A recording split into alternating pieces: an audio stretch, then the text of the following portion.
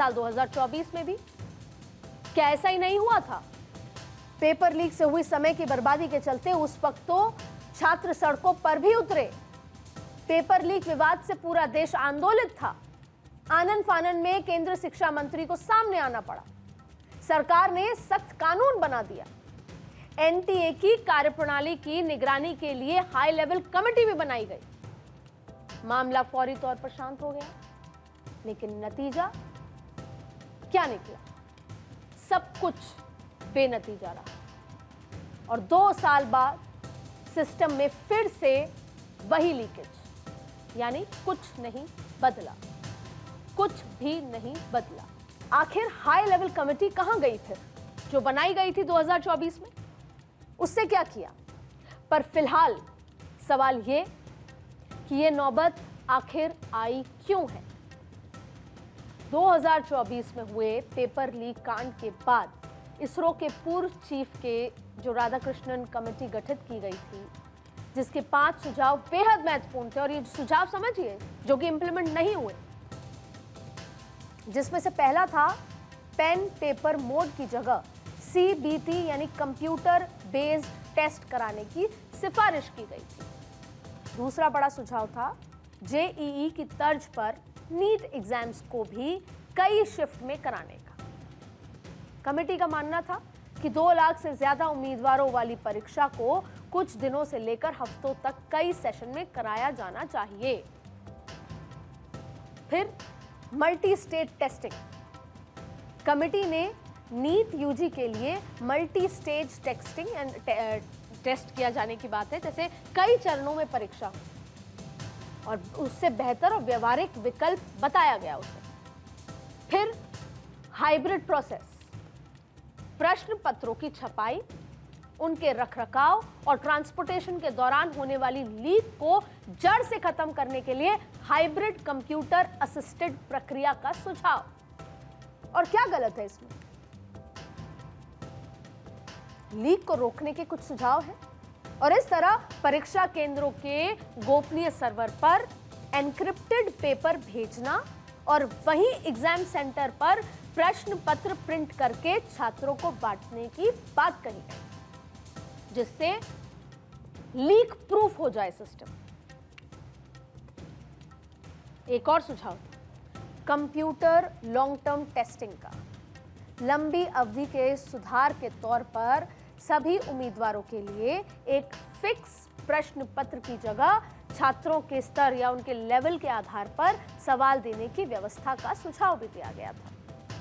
Discussion हो सकता था। अभी एनटीए ने नीट यूजी का नई परीक्षा की तिथि घोषणा किया है। 21 जून को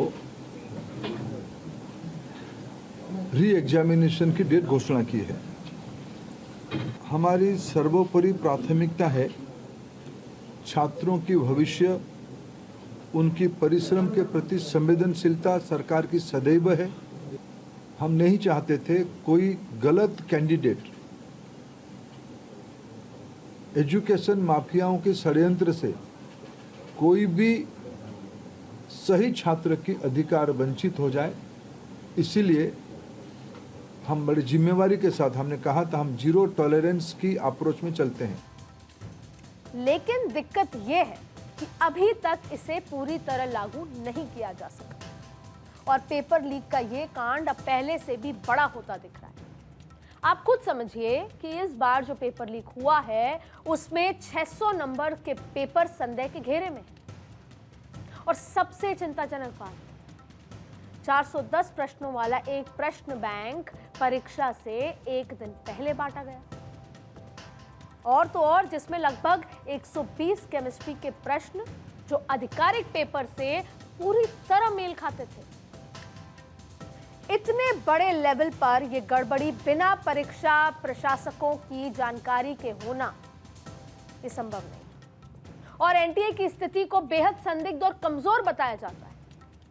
और याद रखिए, reforms cannot be incremental anymore, they must be structural and tech driven.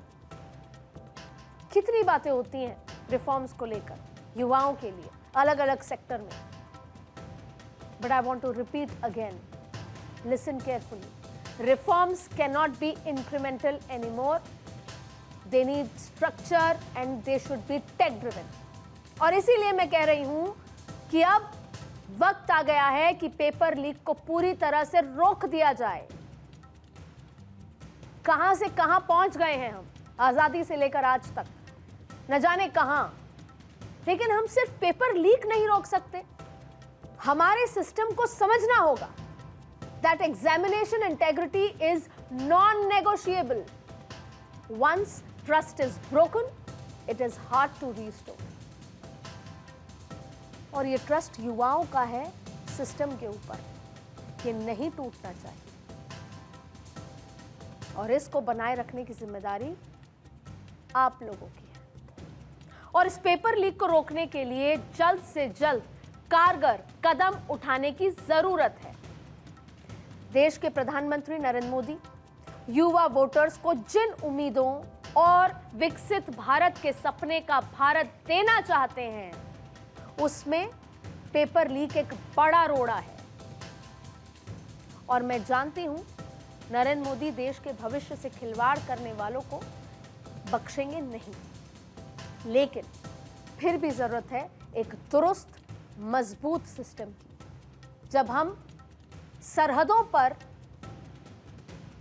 सब कुछ ठीक कर सकते हैं, तो फिर हम सिस्टम के अंदर की गलतियों को तो ठीक कर ही सकते हैं। और युवाओं को इस बात का विश्वास नरेंद्र मोदी पर है, बस अब करके दिखाने की जरूरत है।